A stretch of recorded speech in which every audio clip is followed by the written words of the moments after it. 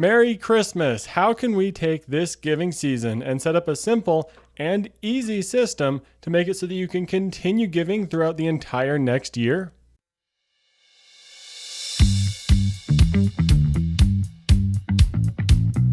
Welcome, new and returning Money Buddies. Merry Christmas. And since Christmas is in a few days from the time of this episode being released, I wanted to do an episode around giving. Since that's something that we do a lot this time of year, I wanted to help us expand our view to giving beyond Christmas. And I have a great episode lined up for you. How can we continue giving money or giving time or giving stocks potentially? And how do we get a benefit from all of that?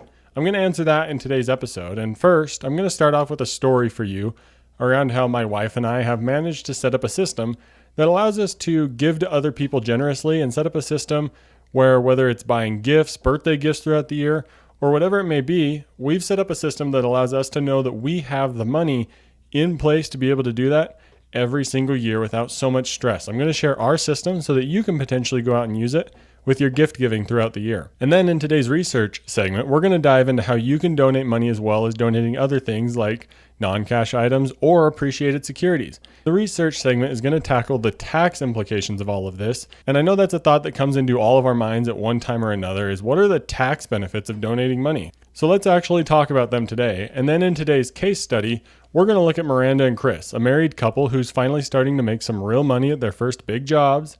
And they want some help setting up a system around donating money. And they want to make sure they're giving generously in a way that aligns with their values. Because we've all been in those situations where we hear about a news story or some sort of thing that tugs on the heartstrings and we want to give money, but does that work in our system? Is that spontaneous? Should we give money in that way? Maybe we're frugal and we need to set up some sort of system around giving in order to actually do it. So let's go through that today and figure out how to set up that system so that you can donate money in a way that works for you and in a way that works for the nonprofits or charities you're giving money to.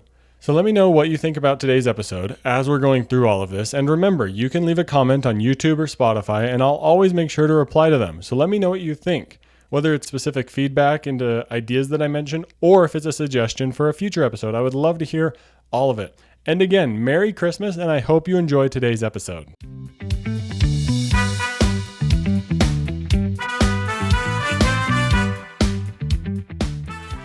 So Rebecca and I found ourselves in a situation where we were having to use large chunks of savings or large chunks of cash in order to purchase Christmas gifts. We were having to use all of our November or all of our December budget just for Christmas gifts. So we wanted to figure out a way that we could set up a system so that this wasn't going to happen every single year and that paying for Christmas gifts that we wanted to get people wasn't going to be so challenging every single year.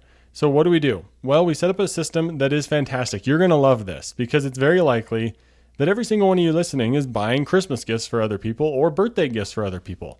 So let's set up a system around this giving and the generosity that you want to do to make it even better and even easier for all of us. Our main desire was to save for Christmas every single year so that we didn't have to use all of our budget for November just to pay for Christmas gifts. We didn't want to have to find a few $100s. We wanted to save for that throughout the year. Because Christmas is so darn expensive. It can be super expensive, and if you're not careful, it can really just seemingly rob you blind, and it can take all the money out of your wallet. So if you have a desire to give gifts to people and to give to other people, it can be a real challenge when it comes to budgeting for that and when it comes to actually affording it. We weren't sure how we could give gifts to people effectively if we were waiting till the end of the year to use those last couple months of budgeting to actually save money for Christmas. It was a real problem that we were facing at the beginning of our marriage. The big change for us was when we discovered sinking funds or buckets or pockets or whatever you want to call them.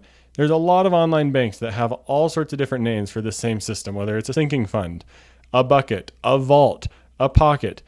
Call them whatever you will. But they're a way to save money throughout the year in a way that's truly earmarked and that's actually accounted for. That way, when you get to the end of the year, you have money already set up and a surplus of money ready to be able to use towards gift giving, whether it's a birthday gift throughout the year or all at once for Christmas at the end of the year. So here's a breakdown on the system.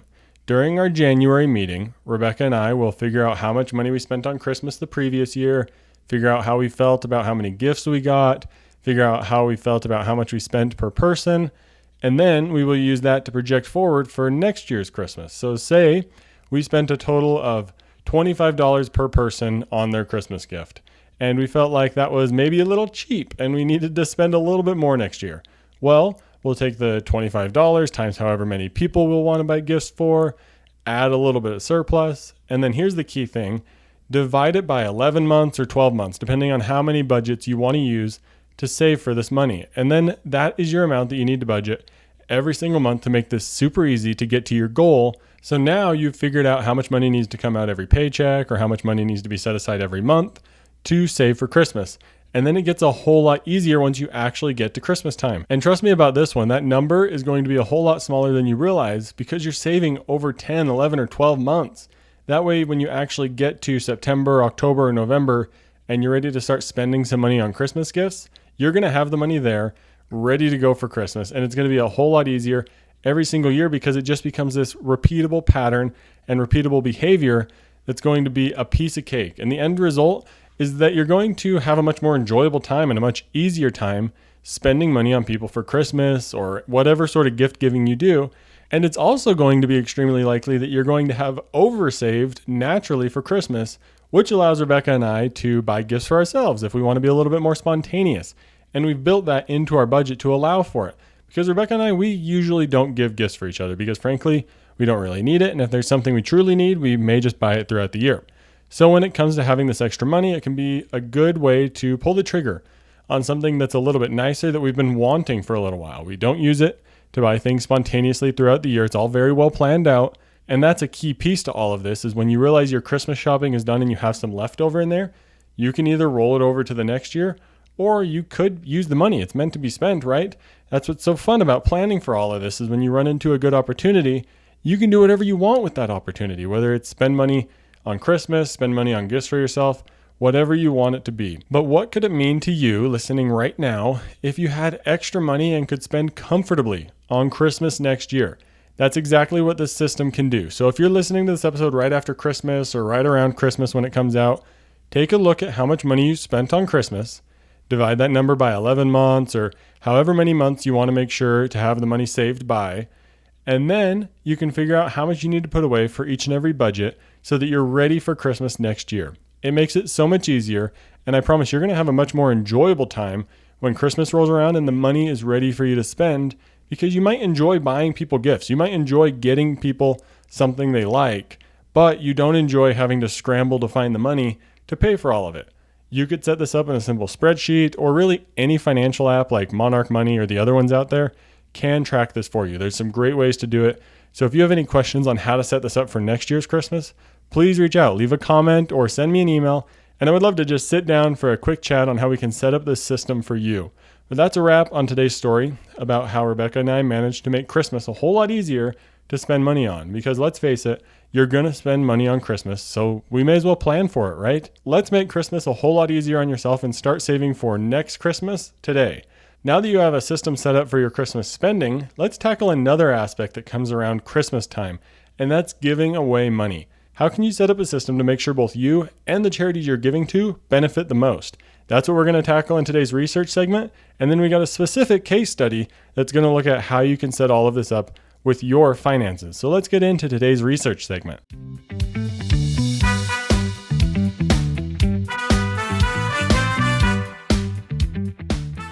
I have a couple great articles lined up for you here in today's research segment. So let's get into this first one with the Fidelity Charitable Planning Guide. I'm going to have this linked in the show notes to the full PDF because there's a lot of great info in this guide. So I got a couple great quotes to share with you here and a couple screenshots about how charitable giving impacts your financial situation. This first quote says, Americans are hardwired to be generous. They find that donating money and time benefits both those impacted by the gifts as well as themselves. Philanthropy provides significant emotional, psychological, and financial advantages that can help you pass on the values to family members about wealth and helping others, receive tax benefits while doing good, support your philanthropic goals while providing an income stream in certain situations, and keep engaged and informed about issues that are important to you. So we can see that donating money is important. Many Americans think that generosity is important. So how do you set up a system around all of this? That's what we're going to talk about today. How do you make sure your generosity is being done effectively and it's not just sporadic and ineffective? Let's set up a system around this. And the Fidelity Guide really prompts us to think beyond cash. The guide mentions to think about traded assets that you've owned for over a year, like stocks, bonds, mutual funds. I love the idea of just looking at this through a different lens because this is going to set us up to go a lot of different avenues. And when you start looking at things through a different lens, that's going to allow you to realize that you have so much opportunity. So often we think that the only way to donate is just cold hard cash or a simple transfer from our bank account. Not only could you donate your time and talents, but there are also other financial assets that may be able to be donated. And I'm going to link the entire PDF like I talked about because this Fidelity Charitable Planning Guide is a great resource to start looking into if you want to figure out how to set up a system. So after you finish listening to today's episode, go check out the Charitable Planning Guide from Fidelity. Let's start off though with some tax advantages. Here on screen, you're going to see a screenshot about how the income tax is impacted by charitable contributions. And one thing to note is, of course, charitable contributions are 100% deductible. There are limitations against your adjusted gross income to what you can deduct within a given year. So if you're donating cash to a public charity, you can deduct up to 60% of your AGI. And the thing to note here is these donations and the limits could roll over up to 5 years. So you're not completely just out the money you donated in terms of a tax benefit, but there is a limit year to year. And if you're donating cash to a private foundation, it's 30% of AGI is the limitation. And if you're donating appreciated securities to a public charity, the limit is 30% of AGI, and to private foundations, the limit is 20% AGI. Of course, as you really get into the nuance of this planning and you're trying to really optimize the numbers specifically, you'll want to make sure to consult a financial advisor or a tax professional so that they can help work through the math with you. But if you're just looking to donate the money, know that there is a tax advantage to it, whether it's appreciated securities like an investment or if it's just straight cash. And remember, the donation can be carried forward. And of course, the limitations that I was just mentioning, those come into effect when you're itemizing deductions. Most of you listening, just like me, are taking the standard deduction right now. And as your income grows, you're going to want to know about these itemized deduction limits.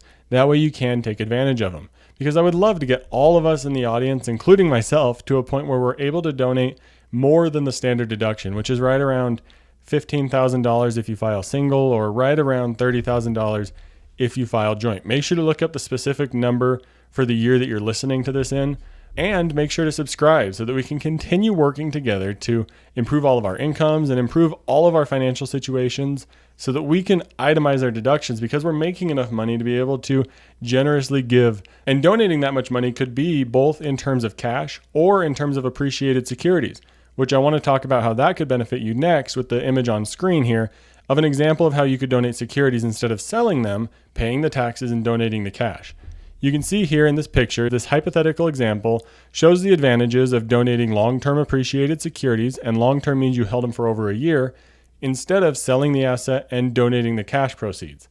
And you see on screen here, this example is in the 37% federal income tax bracket, so that's a bit higher than any of us are in right now.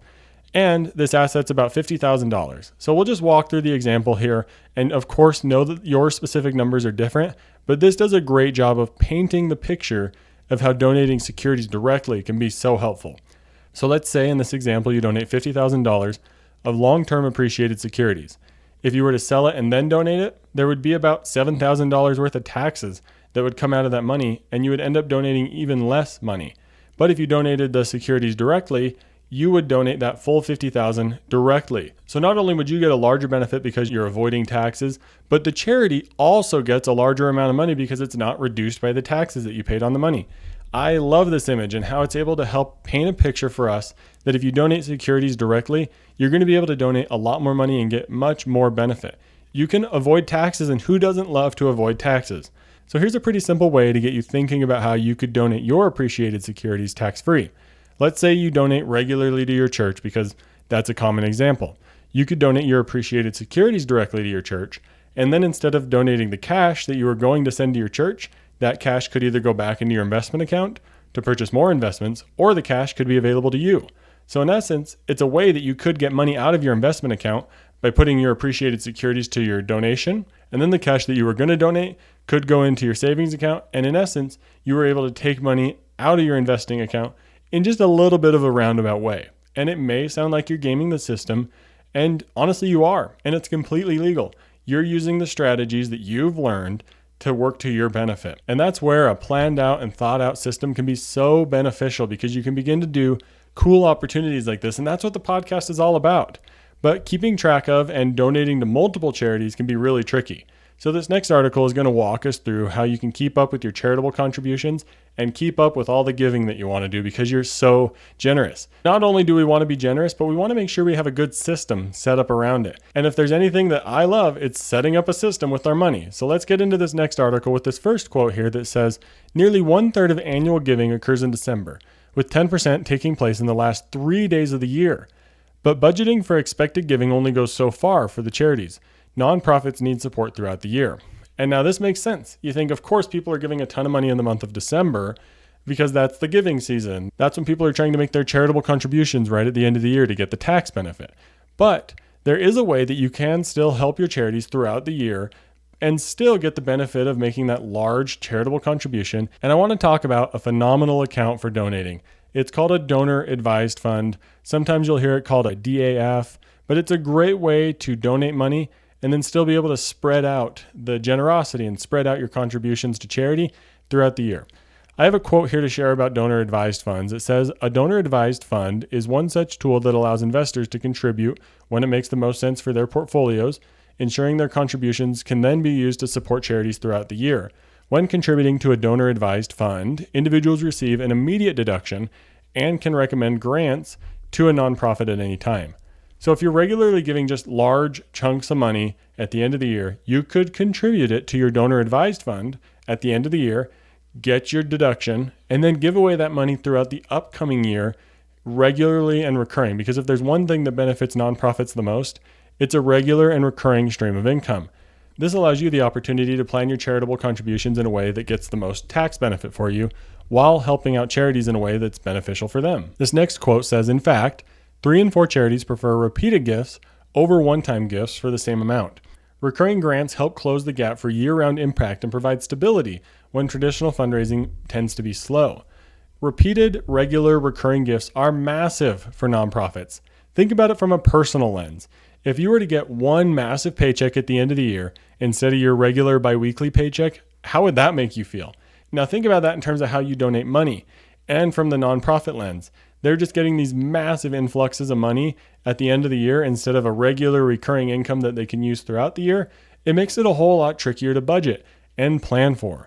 Even if your only step towards donating is just setting up a better regular recurring system to help benefit the charities you're donating to throughout the year, that would be a huge win from this episode. If you're going to go set up a donor advised fund just to do that, that's a huge plus. If you're trying to make one large contribution, put it in a donor advised fund and then give grants from that fund throughout the upcoming year. And now you're probably saying, I've never heard of a donor advised fund. How do I open one of these? I want to give a recommendation here for a donor advised fund. You can find them at any of the major brokerage companies, but those ones are expensive and it costs them a lot of money in fees to run them. But there's one that's come up recently that I'm sure you've heard about if you listen to other financial podcasts, and that's DAFI. And you can find them at daffy.org. That's DAFFY.org. I'll have a link for them in the show notes, but I highly recommend checking them out. They're extremely affordable and set up in a way that makes donor advised funds a whole lot more accessible. You can donate cash directly to them, send your appreciated securities to them. They make it super easy to keep track of, because if you have multiple charities you're donating to, you should have a donor advised fund. And if you have any questions about how you could use a donor advised fund to set up a simple donation strategy, please reach out to me, because I would love to sit down with you for 30 minutes and plan all of this out. But in doing research for this episode, I also found an article that talked about how our generations have the best financial habits. And I think there's one that is especially true and is a big deal among young adults. And that is openly discussing your finances with others. This is a phenomenal habit that I've seen among my friends and coworkers. We're so much more willing to talk about money, and that can help directly in understanding all sorts of different strategies, whether it's giving money away and never having heard of a donor advised fund, or whether it's a credit card paydown strategy. There are so many different strategies that we all know or all have little ideas about, that if we talk about money, we can share with each other and do better with money together. Of course, one of the top ways that we all talk about money is surrounding our pay and pay transparency and equal pay. The next quote here says, one key benefit of discussing finances is fostering pay equity and shrinking the wage gap. Most millennials, 76%, and Gen Z, 74%, are willing to discuss their salary with a coworker, compared to just 41% of baby boomers. Wow, that is a huge difference there. And salary is one of the easiest areas to start talking about with money because if we're all working the same jobs, we feel like we should be paid fairly. And that can be a huge motivator to either find a new job or ask for a raise. Because when we start talking about money, we really begin to just help each other out and help each other understand new and fun and cool ways to use our money. There are so many cool strategies, and there's no way for one person to know them all. And if you're listening to this thinking, oh, I'm not a money nerd, I don't know a lot of cool strategies, please don't think like that. You still have great insights about money to share with your friends and family. So just please make sure you're talking about money. And if you're listening to this and you know that your parents donate a lot of money, that could be a great way to squeeze in this conversation about donor advised funds. It's likely they've never heard about them. And just think about the impact that you could have if you start talking about money in this way, where you're sharing this donor advised fund strategy. And now a nonprofit that your parents like to donate to is getting that regular and recurring income throughout the year instead of one massive check at the end of the year. It can make it a whole lot easier for the charity, and you're going to have a massive impact if you just start talking about money and the different strategies that you learn either from this podcast or from other shows and other friends and family members. That's why it's so important for us all to talk about money. And now that we're all so excited to give away money, set up a donor advised fund, how do you actually incorporate all of this into your budgeting and into your financial situations? This next quote from an article that I found on the CFP website says there's 4 things that you can consider when you're incorporating charitable giving into your budget. You could donate your time, you could donate non-cash items, you could donate appreciated securities, or you could open a donor advised fund, which we've already talked about at length. So I want to talk about the other things, but all 4 of these are great to consider. If you're trying to donate your time, build a timeline into your calendar. Schedule some time so that you don't have to just do it sporadically or randomly, and that you can be more mentally prepared to give your time. If you're donating non-cash items, that can be a great thing to do when you're considering selling something on Facebook Marketplace or Craigslist. Consider donating it to a thrift store or to a church locally. There's great ways to use your non-cash items that still make a big impact locally. And we've already talked about appreciated securities and donor advised funds, so I'm not going to go into too much detail, but those can be a great way to avoid taxes and a great way to set up regular, recurring donations. But how do you work all of this into your budget? Well, just like the story with my wife and I about how we set up our Christmas budget, look at your last year of donating and figure out how much money you donated. If you're comfortable with that amount, set up a regular monthly amount that you can donate each and every month, and set up your donor advised fund or set up a direct transfer to your charity of your choice. And then make sure you set up a time period to review it, because it's all about reviewing it and adjusting it going forward. If you feel like you didn't donate enough and you just went and looked and you donated $0 or maybe just a few $100s and you want to donate more, start simple and use this as motivation to help you donate more throughout the next year. But either way, make sure you commit to a regular system. And that's what's going to make all of this so much easier, whether it's spending money on other people or donating money to charities. Setting up a system is going to make all of this so much easier for each and every one of you listening. And that does it for today's research on donating money and how to build generosity into your financial plan. Up next is our case study. Today's case study is going to look at a married couple who are wanting to begin donating money because they're in their first real job, making some good money, but they want to keep all of this organized and stay on track with all of it and not feel so sporadic and disorganized with it. And since you've been listening to the episode so far, you can likely guess what I'm going to recommend, and it is a donor advised fund, but I'm excited to show you exactly how you could work this into a plan as you start donating money to charity. So stay tuned for today's case study, and let's get into it.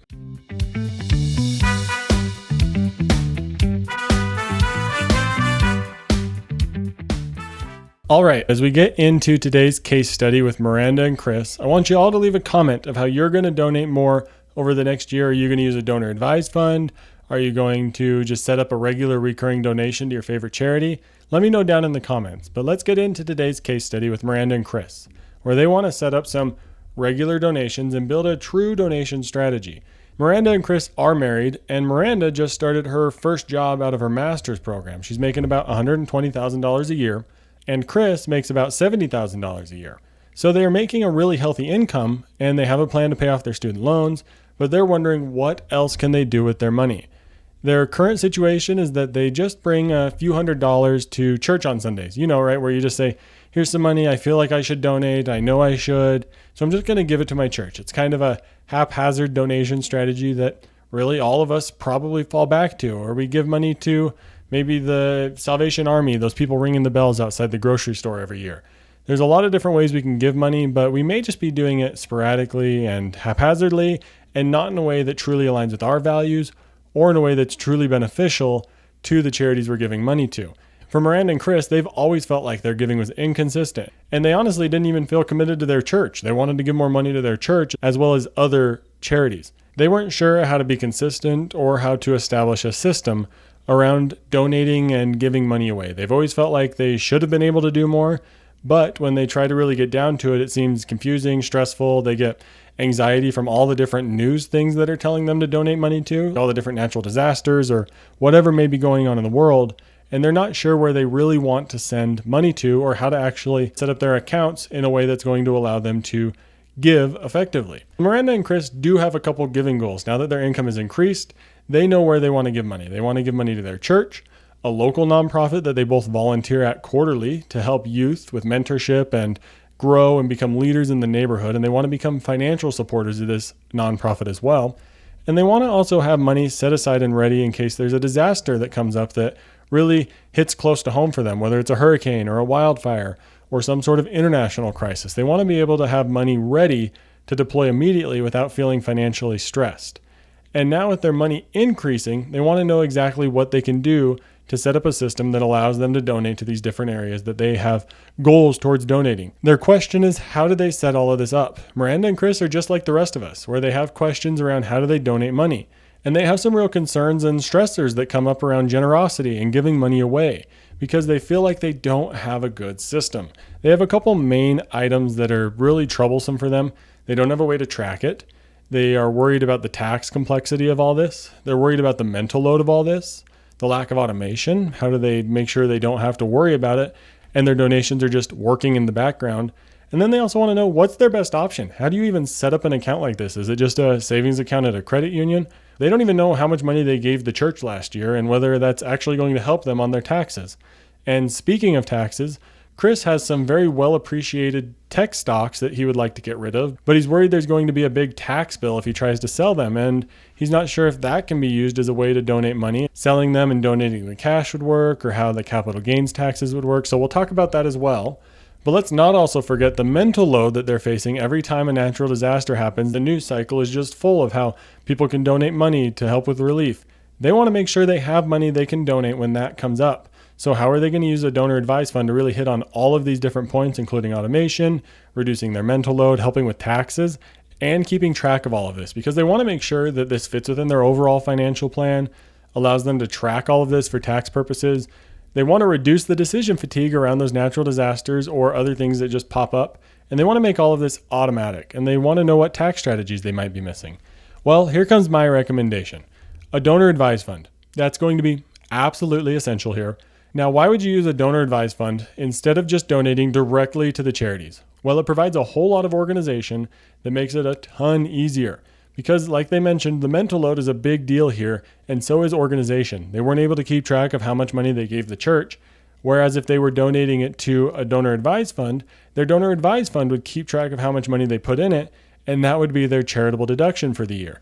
And then they could take the donor advised fund and distribute it out to their different charities that they want to help throughout the year, or it could be a natural disaster that randomly comes up that they want to contribute money towards. A donor advised fund allows them to hit all of those key points, including making it automatic with a regular contribution, keeping track of all this, getting the best tax benefit because it's all in one place and they can actually keep track of it for their taxes.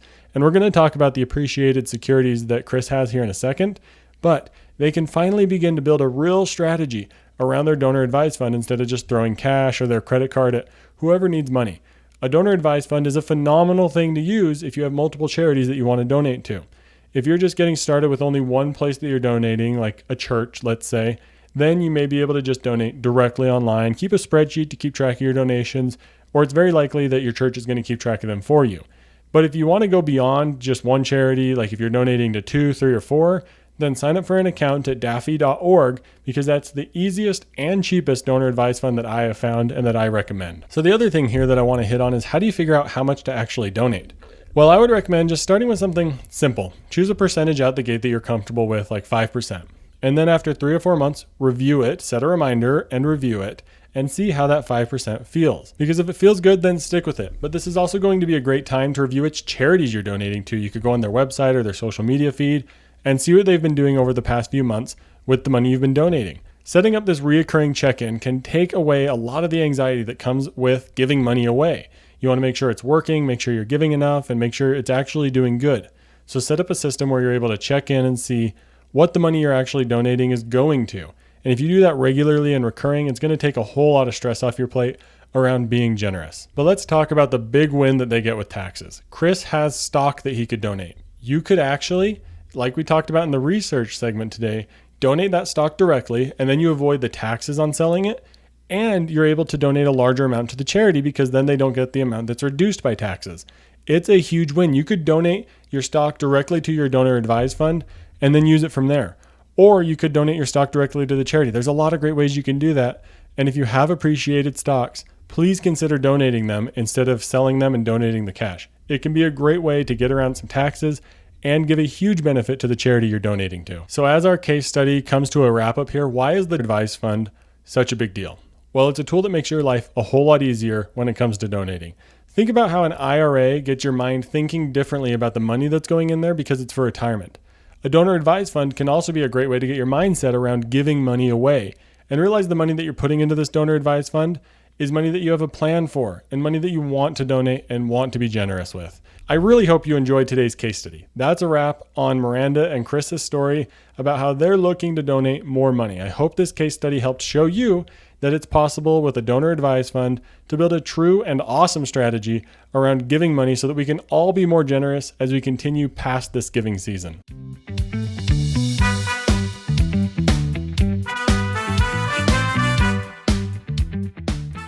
And today's action item is to review your Christmas spending or your charitable giving and figure out a plan to make it even easier on yourself next year, whether it's using a sinking fund for your Christmas spending or a donor advised fund for your charitable giving. Set up a system and make either one a whole lot easier for you next year, and bonus points if you can set up both for next year. Leave a comment down below what you're going to do over this next week to make Christmas time a whole lot easier for you next year. And today we talked about a lot of great things. We opened up with a story about how my wife and I use a sinking fund to make Christmas gift giving a whole lot easier. Then today's research segment helped show us why giving throughout the year can be so beneficial and how taxes play a role in giving our money away. Plus, there's one key piece that our generations are doing great, and that is talking about money. So make sure you share today's episode. But then today's case study gave us a peek into a married couple's life and how they can set up a simple system around giving money away to take the stress out of their generosity. So please be generous with this podcast episode and share today's episode so that we can all do better with donating our money and have an even bigger impact on the world. And if you have any questions or you want to set up a charitable giving strategy, please reach out to me and I'd love to sit down with you for a free meeting to help you plan this out. That's a wrap, Money Buddies. I hope you enjoyed today's episode. I'm your host, Skylar Fleming. Have a great week. And hey, quick heads up. This podcast, it's meant to be educational and it's for entertainment purposes. It's not personalized financial advice for your specific situation. So before you go out and make any big money moves, make sure you chat with a qualified financial professional who knows your full financial picture.